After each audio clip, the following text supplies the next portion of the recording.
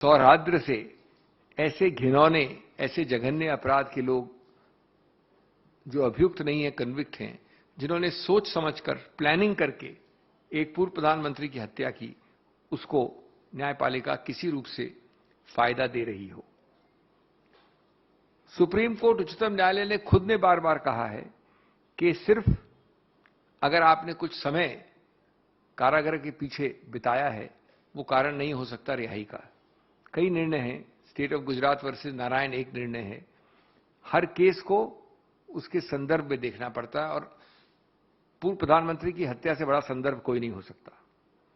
तीसरा, उच्चतम न्यायालय ने बहुत हद तक एक सर्वोपरि प्रधानता दी है तमिलनाडु प्रदेश के स्टैंड को कि उनको रिहा करना चाहिए। हमारा आदरपूर्वक निवेदन है कि अंतिम शब्द तमिलनाडु सरकार का नहीं होता, अंतिम शब्द उच्चतम न्यायालय का होता है, कोई भी स्टैंड लिया हो तमिलनाडु सरकार ने। इस संदर्भ में मैं 5-6 प्रश्न बड़े संक्षेप में पूछना चाहता हूं, बल्कि प्रस्तुत करना चाहता हूं, पूछना तो नहीं है, प्रस्तुत करना चाहता हूं देश के सामने आपके जरिए। पहला, कि जो जघन्य अपराध पूर्व प्रधानमंत्री की हत्या में निहित है, क्या उस केस में आप इस प्रकार का प्रेफरेंशियल शब्द महत्वपूर्ण है, ट्रीटमेंट दे सकते हैं उन लोगों को जो कन्विक्ट हो चुके हैं उच्चतम न्यायालय तक ऐसे जघन्य अपराध के लिए?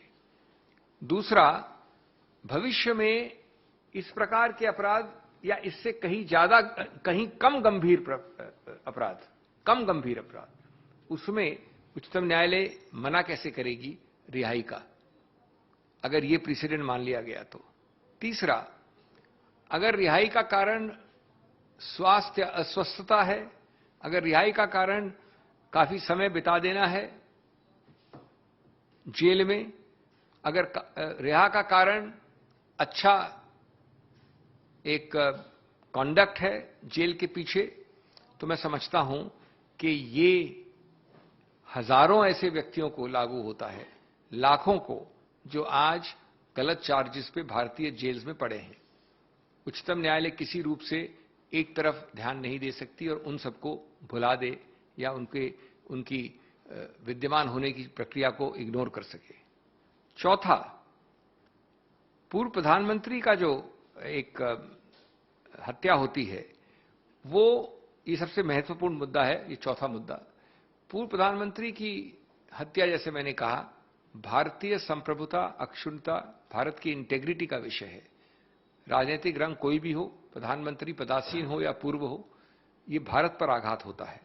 उसको आप आम कोई अपराध नहीं मान सकते और उसको आम प्रशासनिक कारणों से रिहाई नहीं दे सकते। ये बड़ा रोचक मामला था। पांचवा मेरा बिंदु, याचक रिहाई चाहते थे, जो मुख्य प्रतिपक्ष था प्रदेश सरकार, वो उनका समर्थन कर रही थी। इस सिनारियो में मैं समझता हूं उच्चतम न्यायालय बाध्य था कि केंद्र सरकार जो विद्यमान थी, उनके मत को भी पूरा वजन दे, ज्यादा वजन दे। केंद्र सरकार ने कुछ भी कहा हो, लेकिन यह तो स्पष्ट है कि केंद्र सरकार प्रदेश सरकार के मत से असहमत थी। लेकिन प्रदेश सरकार के मत को इतना ज्यादा वजन देना कानूनी रूप से गलत है, जबकि केंद्र सरकार ने कभी उस मत से सहमति प्रकट नहीं की। छठा, इस परिणाम का एक बड़ा विशेष, एक बड़ा आश्चर्यजनक परिणाम भी हो सकता है इस निर्णय का, और वो आश्चर्यजनक परिणाम यह है कि प्रदेश सरकार का जो भी सुझाव होगा रिहाई का, वो करीब करीब बाध्य मान लिया जाएगा उच्चतम न्यायालय द्वारा। ये हो ही नहीं सकता, ये कानून में गलत है।